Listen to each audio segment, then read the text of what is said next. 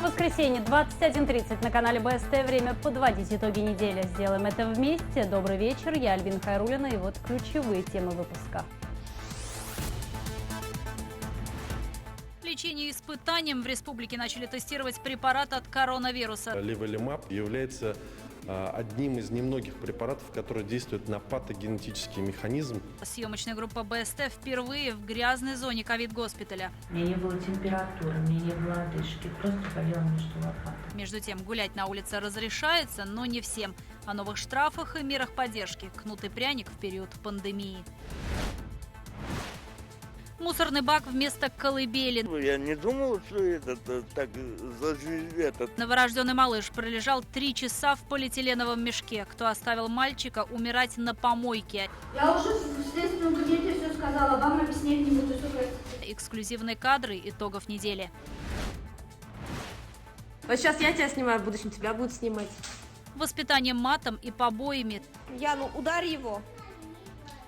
Я пошутила. Соцработница приюта стравливала детей на драку ради хайпа. Дневник будни воспитательницы девушка выкладывала в соцсетях. Мне казалось это смешным, я решила снять это на видео. Сейчас с воспитанниками работают психологи.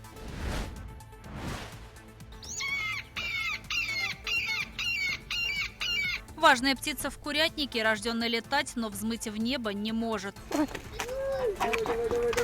Это история спасения солнечного орла. Хищнику ищут новый дом. И мячи снова в деле. Футбольный союз принял решение возобновить игры премьер-лиги.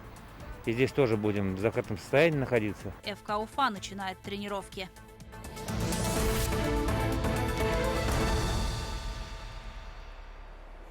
Число заболевших коронавирусом в республике перевалило за 2000 человек. За последние сутки COVID-19 был диагностирован еще у 98 жителей республики. И вот еще какие данные приводит Оперштаб. Больше половины зараженных с легкой формой заболевания лечатся на дому. 625 человек находятся в стационарах республики, из них в тяжелом состоянии 34 пациента, 11 человек подключены к аппаратам искусственной вентиляции легких. Общее количество умерших за весь период – 17 человек.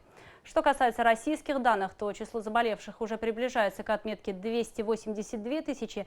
2631 человек не смогли победить COVID-19. Эта неделя, если не войдет в историю, то, по крайней мере, запомнится многим. В Башкортостане завершился единый период нерабочих дней. Причем людям разрешили не только вернуться на свои предприятия, но и просто выходить на улицу гулять. Власти открыли парки и скверы.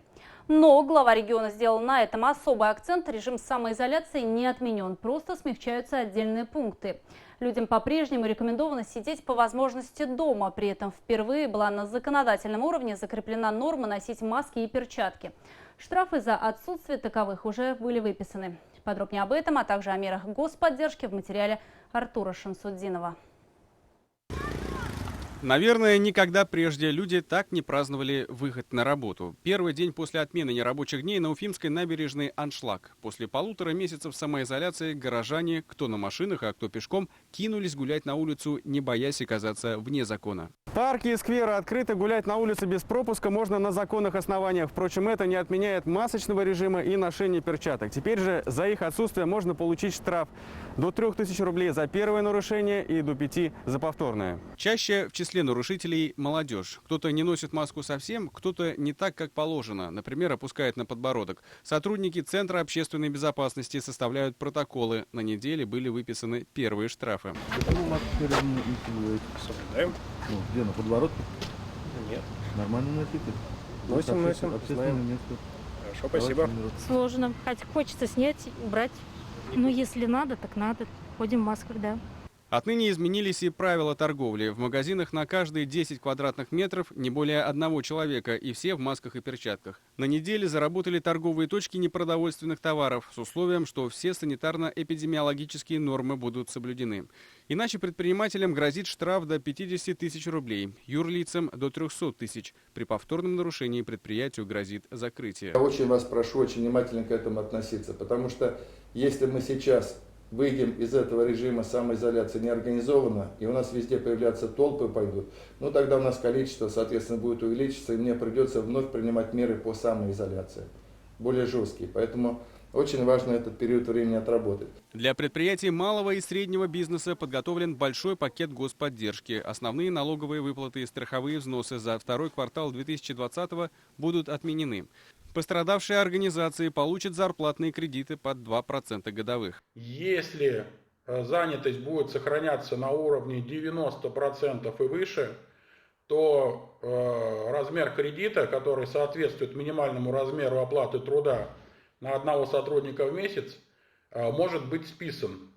Если занятость сохраняется на уровне 80%, то спишут половину суммы кредита и процентов. Продавцы тех же магазинов жалуются. В первые дни после открытия клиентов не так много, что вполне объяснимо.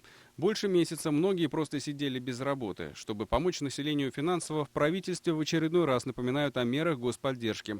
В апреле, мае и июне на каждого ребенка до 3 лет полагается по 5000 рублей. А на детей от 3 до 16, независимо от уровня доходов, выплатят по 10 тысяч. Никакой бумажной волокиты не нужно. Достаточно подать заявление через сайт госуслуг. Кроме этого, Владимир Владимирович предложил повысить размер минимального пособия по уходу за ребенком для неработающих граждан. На сегодня этот размер составлял 3000 почти 900 рублей, 3888 с копейками. И, соответственно, 7700 с копейками теперь будет составлять этот размер. На федеральные доплаты могут рассчитывать и работники социально-реабилитационных центров. С 15 апреля по 15 июня врачи будут получать 40 тысяч рублей за двухнедельную смену, а непосредственно контактирующие с ковид-больными по 60 тысяч. Для социальных и педагогических работников, среднего медицинского и административного персонала 25 тысяч рублей. А если они работают с заболевшими людьми, 35 тысяч рублей. Для младшего персонала 15 и 20 тысяч рублей соответственно. Для технического персонала 10 и 15 тысяч рублей. Отмену нерабочих дней не следует воспринимать как полный отказ от режима самоизоляции. Ограничения по-прежнему действуют для иностранцев и тех, кто контактировал с больными ковид, для пациентов с пневмонией и пожилых, у которых диагностировано ОРЗ. Находиться дома должны прибывшие из Москвы и других неблагополучных регионов. Детям до 17 лет нельзя быть на улице без взрослых с 8 вечера до 14 часов дня, а пожилым людям с 6 вечера до 6 утра. Режим повышенной готовности в Башкортостане еще не отменен. Артур Шамсудинов, Артур Ханов и Родион Матвеев. Итоги недели. Карантин закончился для 200 вахтовиков. Накануне они покинули обсерватор в Абзалиловском районе. Это работники Чаиндинского месторождения, которых доставили в республику еще в начале мая. Постояльцев здравницы с отрицательным диагнозом 7 автобусов развезли в Уфу, Мелеуз и в Сибай, откуда они сами доберутся до дома, где их уже заждались родные. В обсерваторе Абзалиловского района на карантине остаются еще 200 человек. Вахтовики, у которых инфекция подтвердилась, продолжают лечение в Белорецкой центральной больнице. Все службы отработали успешно. Пожелаем этим ребятам дальнейших успехов в работе, здоровья. Пусть таких историй у них будет меньше в жизни. И знают, что в любое время республика готова протянуть руки помощи. Мы своих не бросаем. Донорам, переболевшим COVID-19, заплатят единоразово до 5000 рублей. В крови поборовших коронавирус содержатся антитела. Плазму выздоровевших будут переливать пациентам. Побороть болезнь может помочь и новый российский препарат, который изначально разрабатывался для лечения ревматоидного артрита. Левилимаб. Сейчас он проходит испытания в 3 центрах страны. В Москве и в Уфе в клинике БГМУ. Первый этап почти пройден. Наша съемочная группа впервые побывала в так называемой грязной зоне ковид-госпиталя. Репортаж Анастасии Ильчебаевой. Реанимация, искусственная кома. Эльмира Шахиль-Исламова попала в больницу 2 апреля. Сначала в РКБ, после лечили в клинике БГМУ. Все это время 4 стены, больничная койка и белые халаты. На поправку пошла после того, как приняла препарат Левилимаб. Он вводится подкожно, как правило, в живот и однократно. Не могла дышать, температура была, грудная клетка болела, было плохо. Потом начали лечение, и все хорошо сейчас. Препарат, который получила Эльмира Шахилисламова, сейчас проходит испытания для лечения COVID-19. Женщина оказалась в числе 10 добровольцев из Башкортостана. В списке инфицированные коронавирусом взрослые, детей нет. Из них сегодня в больнице остались только 2. Остальные уже выписаны. Пациентов отпускают на домашний карантин только после 2 отрицательных анализов. При этом выздоровевших продолжают наблюдать. Леволимаб является одним из немногих препаратов, который действует на патогенетический механизм, непосредственно на сам патогенез заболевания. Другие препараты являются противовирусными препаратами, либо симптоматическими, которые убирают лишь симптоматику заболевания. По данным Всемирной организации здравоохранения, самая частая причина смерти при COVID-19 – это острый респираторный дистресс-синдром. Иммунная система усиленно борется с коронавирусом, например, молекулами интерлейкин-6. После уничтожения коронавируса у части пациентов эти молекулы продолжают выделяться. Они поражают уже окружающие ткани. Возникает так называемый цитокиновый шторм. Без лечения – гибель иммунной системы. Данный препарат изначально разрабатывался биофармацевтической компанией «Биокат», российской компанией, как средство для лечения ревматоидного артрита. Но учитывая патогенетический механизм активного выброса цитокинов при данном заболевании, было принято решение о назначении данного препарата при коронавирусной инфекции.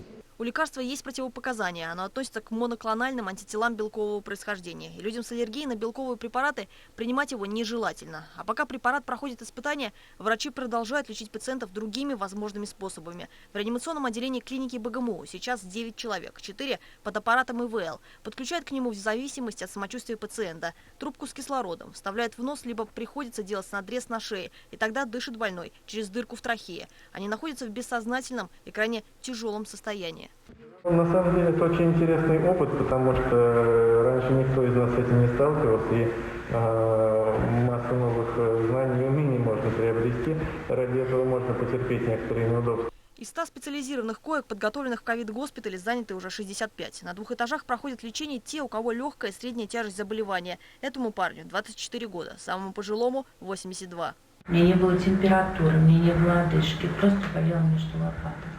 Поэтому вы решили обратиться, да, получается? Мы сделали КТ. Я показала двухстороннюю пневмонию. За время работы госпиталя здесь умерли 5 человек, все старше 60. Но эти хорошие показатели. За месяц вылечили и поставили на ноги больше 100 пациентов.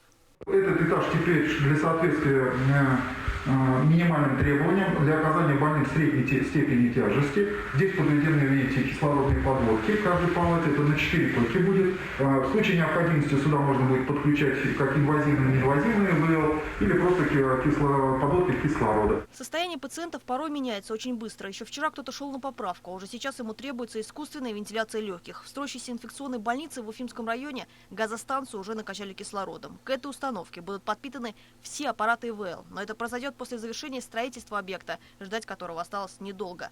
Основные здания возведены. Сейчас ведутся работы по прокладке внутренних сетей вентиляции. Уже скоро на объект начнет поступать основное медицинское оборудование. У рабочих всего неделя, чтобы завершить строительство.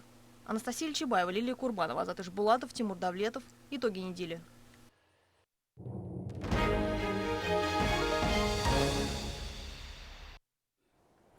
Чудовищная история на неделе произошла в Туймазах, где женщина родила ребенка и выкинула на помойку. Сразу скажу, мальчик выжил. Удивительно, но это не первый ее малыш. Детей у женщины 3. Старших дочерей у мамаши забрали, а сама она под подпиской о невыезде. По факту уже возбуждено уголовное дело. Нашему корреспонденту Радмиру Азнабаеву удалось поговорить с горе-матерью и найти того самого пенсионера, который обнаружил ребенка. В интервью нашему телеканалу дедушка рассказал, что всю жизнь мечтал найти мешок с деньгами, а обнаружил младенца в мусорном баке, которому именно он и спас жизнь. Я не думал, что так за жизнь, Что жизнь спасете вот так случайно прогулкой. Да, это вообще... Пенсионер от волнения не может подобрать слов, одни эмоции. Фарид Галямович наткнулся на страшную находку первым. Проходя мимо мусорных контейнеров, он обратил внимание на торчащие из полиэтиленового мешка пальцы. Подойдя ближе, мужчина оцепенел от шока. Слышу, писк какой-то непонятный, я такой пакет был. Я его... Синий полиэтиленовый, да, получается? Полиэтиленовый, да, вот такой вот именно. Я его поднимаю, маленькие такие ручки, вот эти пальчики. И уже такого, уже Поднимаюсь, смотрю, шевелится и кряхтит. В мусорном баке мальчик пробыл около 3 часов. Мужчина отнес малыша в теплое помещение и вызвал экстренные службы. По горячим следам стражи порядка вышли на горе-мамашу. Ею оказалась 36-летняя жительница Туймазов Алия Гемранова. В отношении нее возбуждено уголовное дело по статье «Покушение на убийство матерью новорожденного ребенка». Ей грозит до 5 лет лишения свободы, либо исправительной работы на такой же срок. Но пока женщина под подпиской о невыезде. По имеющейся информации, Алия переехала из Октябрьского в Туймазы год назад, после развода с мужем. Почему она решила избавиться от новорожденного, оставив его умирать в холодном баке, сейчас выясняют правоохранители. С нами она не захотела говорить. Так а почему вы ребенка выкинули? На что вас на это подтолкнуло? Я уже в следственном кабинете все сказала, вам объяснять не буду, все простите. Но в смысле, а вот что у вас ребенок маленький, вы зачем? Все, идите.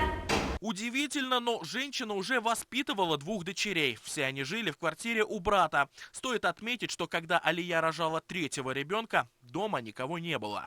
Почему этот поступок был совершен? Что на это подтолкнуло? Я не знаю, я на работе. А дети?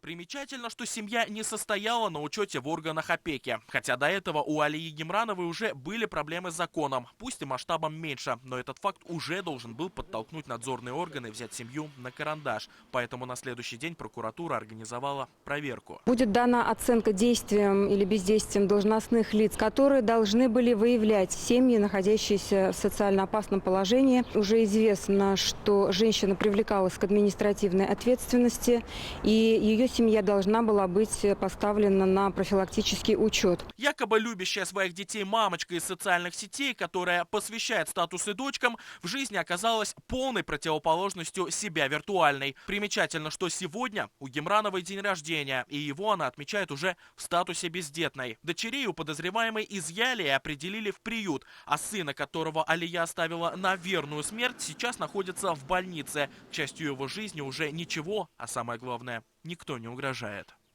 Радмир Азнабаев, Булат Закирьянов и Азат Тузбеков. Итоги недели. В центре скандала на неделе оказался и социальный приют для детей в Уфе. Его сотрудница оскорбляла детей, провоцируя их на драку. Сама же во время общения с ними позволяла себе использовать нецензурные слова. Свою так называемую методику работы она снимала на видео и без зазрения совести выкладывала в интернет. Правоохранительные органы возбудили уголовное дело. Репортаж Эмили Басареева. Тут ничего твоего нету, понятно? Яну, ударь его. Я пошутила! С таким издевательским смехом девушка снимает на камеру мобильного телефона драку детей, которую сама же и спровоцировала. На видео маленькие воспитанники приюта для детей и подростков из неблагополучных семей. Автор ролика – соцработница, которая не стесняется использовать ненормативную лексику, унижать и оскорблять детей. В первом же доме Таня и Катя. Да ты им нужна там, дура. Кадрами своих трудовых будней сотрудница соцучреждения делилась в соцсетях, сопровождая при этом посты измывательскими комментариями. Да, я снимаю. Вот сейчас я тебя снимаю, в будущем тебя будут снимать. В приют с проверкой нагрянули сотрудники правоохранительных органов и Минтруда Республики. На допросе девушка рассказала, для чего снимала такие видео. Оказалось, что соцработница посчитала это забавным. Мне показалось это смешным, и я решила снять это на видео. Когда я начала снимать это на видео, я решила обыграть это и сказать девочке ударить мальчика. Надеясь на то, что она не послушает меня. Как оказалось, она меня послушала и ударила мальчика. Мальчик не заплакал, и они дальше нормально вели себя, дальше играли между собой. Я решила, что в этом нет ничего плохого. Кстати, в приюте 23-летняя девушка работает только с января этого года, и педагогического образования у нее нет, а по своей должности она не должна была контактировать с детьми в группе. Что входит в ее обязанности? Входило, да, точнее, это оформление документов, статуса воспитанников, в каких-то случаях необходимость их сопровождения, например, до больницы либо до школы. При этом вид деятельности соцработница сменила кардинально, ведь ранее трудилась в стриптиз-баре, развлекая публику танцами у шеста. Произошедшим в приюте заинтересовались на федеральном уровне. Детский омбудсмен Анна Кузнецова предложила теперь провести проверку всего коллектива. Этот человек вообще понятия не имеет, куда пришел работать. Он не проинструктирован, не знает порядок, ведет себя как в зоопарке. Логичный вопрос, кто это допустил? Какой руководитель, видя сотрудника, который абсолютно не представляет, куда попал, допустил его к работе с детьми, попавшими в беду? Считаю, нужно тщательно проверить и других сотрудников на предмет компетентности, если подобные ситуации оказались возможными в этом учреждении. Под свой контроль дело взял председатель Следственного комитета России Александр Бастрыкин. Ведется проверка.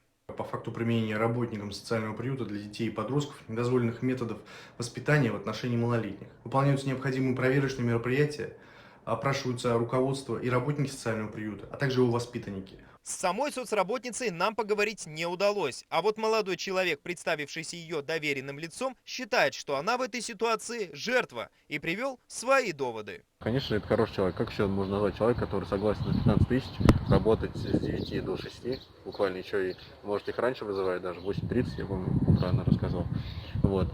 И при том, что еще и не полностью выплачивает, то есть еще задерживает или вообще не выплачивает заработную плату. В приюте сейчас 47 детей от 3 до 16 лет. С воспитанниками работают психологи центра «Семья». Им предстоит провести диагностику каждого ребенка и выявить факты жестокого обращения. Та самая лжевоспитательница отстранена от работы. Детей ей уже не доверят. Тем более, что теперь девушке грозит уголовное наказание. Эмиль Басареев, Тимур Каюмов, Азамат Мухаммедшин. Итоги недели. А теперь о других новостях, без которых картина недели была бы неполной. Новости короткой строкой. Хотел подкупить чекиста, в ответ оказался фигурантом уголовного дела. Житель Уфимского района подозревается в даче взятки сотрудников ФСБ. Как установлено следствием, в мае 2020 года подозреваемый обратился к сотруднику Федеральной службы безопасности с просьбой оказать содействие в получении разрешения на въезд на территорию России его знакомого. За эту незаконную услугу мужчина предложил заплатить 400 тысяч рублей. Сотрудник ФСБ доложил руководству о склонении его к получению взятки. В результате взяткодатель был задержан. Помогут погасить часть ипотеки. В Башкортостане субсидируют из бюджета республики часть затрат на жилищные кредиты. Это касается тех, кто взял займ с января 2018 до конца этого года. Такую поддержку предоставят только отдельным категориям граждан. Для оформления документов на получение денежных средств гражданам необходимо обращаться в кредитные организации. Срок выдачи пособий с 1 апреля по 31 декабря 2020 года. Максимально можно получить до 100 тысяч рублей. Дети не смогут покупать энергетики. В республике запретят продажу энергетических напитков несовершеннолетним. Соответствующий законопроект в ближайшее время будет рассмотрен в башкирском парламенте. Пойти на такой шаг депутатов Госсобрания республики вынудила статистика, по которой основными потребителями тонизирующих напитков являются подростки. При этом они беспрепятственно покупают энергетики, не контролируя суточную дозу. При этом уже доказано, что чрезмерное потребление подобных напитков наносит организму вред, сопоставимый с алкоголем.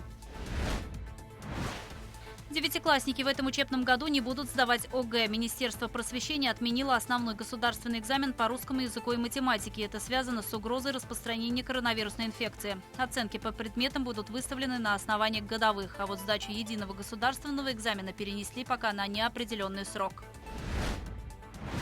Пока учащиеся готовятся к экзаменам дома, школьный двор не пустует. Так, в Благовещенске на территории школы был замечен лосенок. Местные жители сняли на видео испуганное животное. Приблизительный возраст особи – 1 год. Прибывшие специалисты поймали и связали лося. Выпуск лося, пойманного на территории школы номер 6 города Благовещенск. Рогатого путешественника перевезли в ближайший лес и выпустили в более привычную среду обитания. Фильм на 2 языках. В сети появился русский трейлер фильма «Отряд Таганок» по повести Мустая Карима. Предпремьерный показ прошел летом прошлого года. Герои говорили на башкирском языке. Было принято решение сделать еще и русский дубляж. Свои голоса персонажам башкирского фильма подарили актеры, озвучивающие голливудские картины. Пока точной даты начала проката в кинотеатрах не озвучивают, создатели надеются, что эту премьеру удастся сделать в конце лета. В республике планируется прокат 2 версий.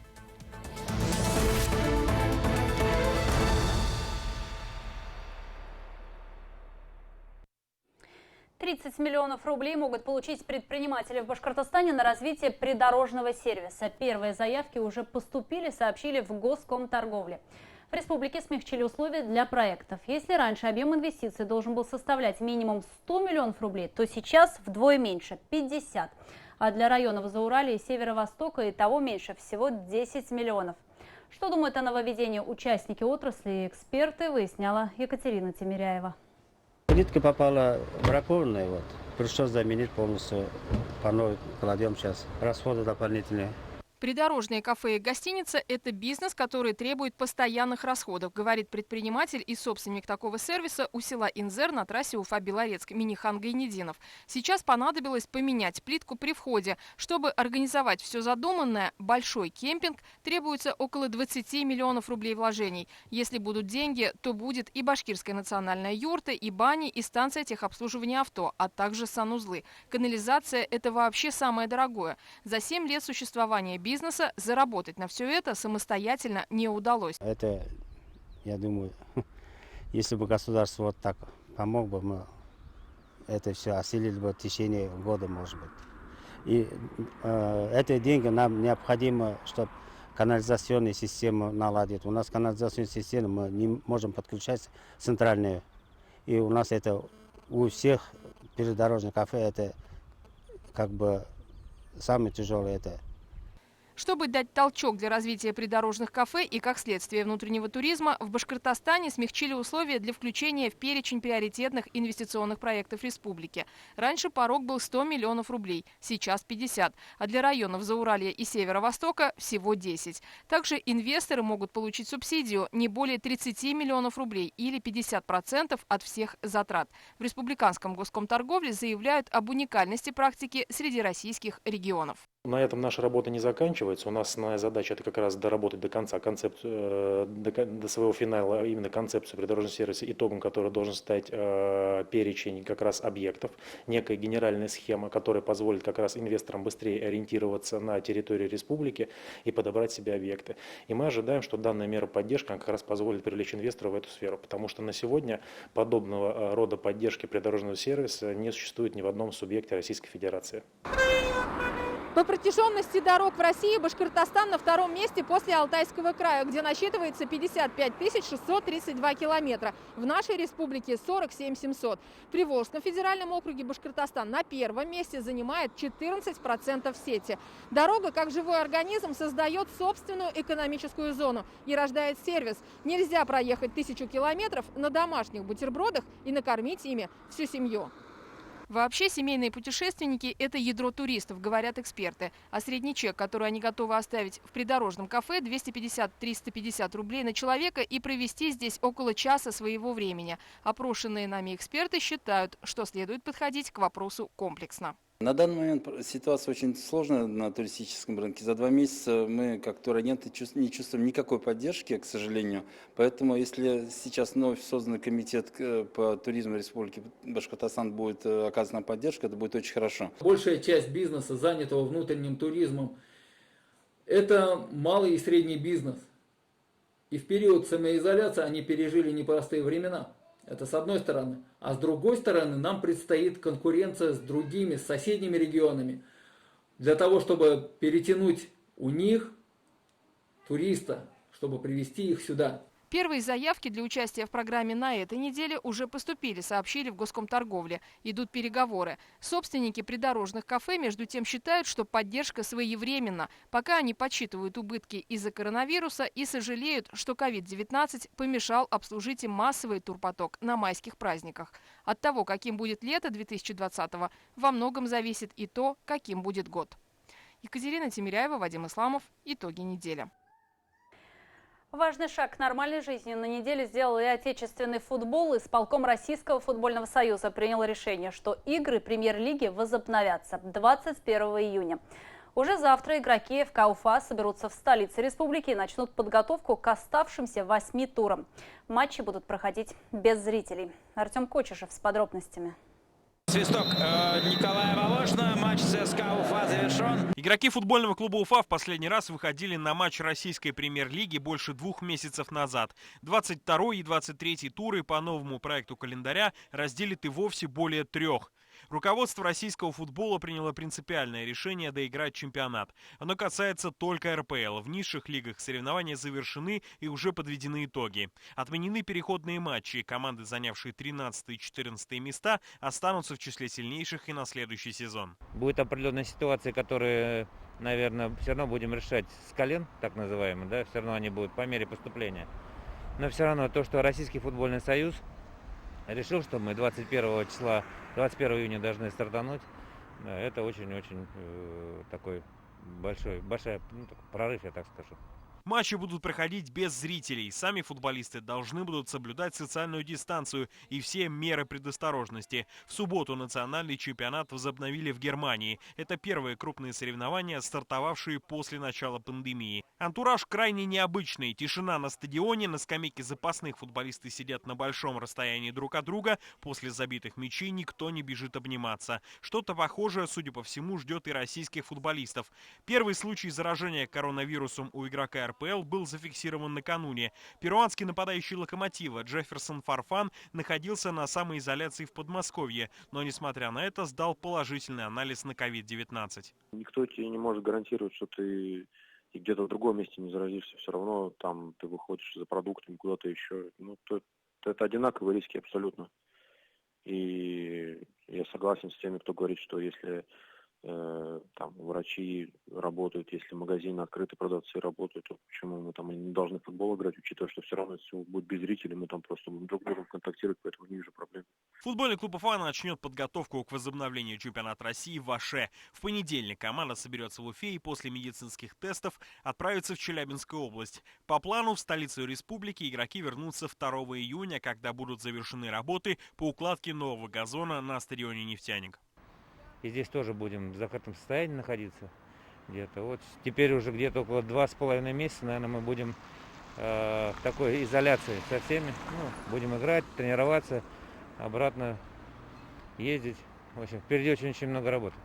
Первое время тренировки будут проходить без группы легионеров, которые находятся у себя на родине. Уже сегодня стало известно, что правительство России объявило о снятии ограничения на возвращение иностранных спортсменов и тренеров. Тем не менее, как и все прибывшие из-за рубежа, футболисты будут находиться под наблюдением врачей и их обяжут пройти 14-дневный карантин. Артем Кочешев, Вадим Исламов. Итоги недели. А сейчас удивительная история спасения солнечного орла. Этот вид хищных птиц считается очень редким, и в наши края и вовсе такая птица не залетает. Однако в Мейкинском районе орла все-таки удалось заметить и даже приютить. Подробности у Эмили Тимашева. Пошли. Гоша. Гоша, он же Гога, он же Жора, редкий солнечный орел, жизнь которого кардинально изменилась неделю назад. И прежде чем он обрел имя и отдельную комнату в курятнике, ему чудом удалось спастись в неравной схватке с воронами. Потрепали сильно. Где мы его нашли, там очень много елочных перьев было. Альберт Ким нашел Гошу на трассе. Говорит, еще бы чуть-чуть и было бы поздно. Хотя травм избежать все же не удалось. Оставшись без хвоста, орел до сих пор не может встать на крыло. Поэтому пока ему остается только горделиво гулять по курятнику. Впрочем, иногда Гоша все-таки напоминает петухам, кто здесь хищник. И 2-метровый размах крыльев, конечно, впечатляет. Но пара метров над землей – это максимум, на что он сейчас способен. Что касается рациона питания, то его для орла стараются делать максимально разнообразным. Кстати, Гоша не брезгует соседями по курятнику. Впрочем, больше отдает предпочтение привычной пище. Рыбки. Ловили рыбок, давали. Тоже кушал. Так, в принципе, больше ничего. Крысы, мышки. Гоша теперь главная достопримечательность деревни Зидиган. Посмотреть на настоящего орла приходят отовсюду. Птица от постоянного контакта с людьми уже стала практически ручной, но люди оставлять ее не планируют. Все-таки птица нуждается в лечении, поэтому Гошу решено было отдать специалистам. Благодарен вам за человеческое отношение к животным. Большое спасибо. Дальше егеря Ассоциации охотников и рыболовов республики передали орла орнитологам. Так, прямиком из Миякинского района Гоша сначала отправился в Стерлитамак. Ой, да ты мой сладкий. Вот такого красавца первый раз принесли. Ты красавчик. Первичный осмотр Гоши показал, что дела у него хуже, чем кажется. Требуется серьезное обследование. Это значит, что птицу срочно нужно везти в Уфу. Очень в плохом состоянии перо. Возможно, он у кого-то жил в плохих условиях. В таком случае понятно, почему Гоша не боится людей. Однако это значит, что у него может быть хозяин. Если эта версия подтвердится, то у правоохранителей появится повод провести расследование. В любом случае, сейчас Гоше уже ничего не угрожает, а после лечения и реабилитации его ждет естественная среда обитания. Эмиль Тимашев, Вадим Исламов. Новости. Тем временем в Уфе зацвели яблони, которые уже прозвали башкирской сакурой из-за привычного больше для японской вишни алого цвета кроны. По этой причине парк Матросова превратился в большую фотостудию под открытым небом. Горожане выстраиваются в очереди, чтобы успеть запечатлеть себя и свою семью на фоне цветущих деревьев. На сей раз в масках. Впрочем, хотя бы чем-то фотографии в соцсетях будут отличаться от предыдущих лет. Организовать фотосессию или насладиться сладким ароматом можно еще успеть. Предположительно, цвести башкирская сакура в центре Уфы будет еще 2 ближайшие недели, если не вмешается погода. Такой выдалась уходящая неделя. Спасибо, что были с нами. Спасибо, что остаетесь дома вместе с телеканалом БСТ. До встречи в эфире.